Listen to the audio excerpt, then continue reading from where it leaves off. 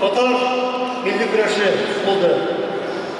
Ama şundaktağın bu şeyden sen kudalsa, bizden jigitlerimiz bu yüzlerini oyamışı, şimdi onlarını takdir etken arkadaşlarını tırışıklarını duyup motor edip güreşler, motor güreş üretlerimiz öttiler.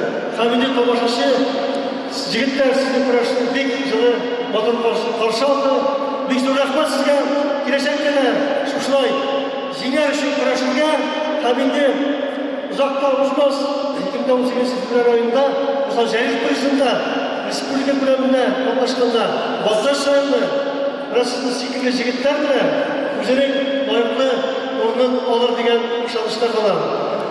Құрметті тамашашылар, күресшілер, құсатта пайдаланып, барымызда yaklaşık күресі 2018 yılında aylar өткізіп келе, hamma kishiga sog'lik, salomatlik, ishlaringizda o'qishda, yomon yo'l ko'klayog'ida kelib o'ngishda tinish ham xayrli yo'llar bo'lsin edi.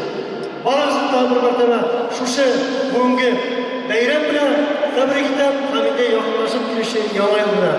Rahmat sizga bayram bilan.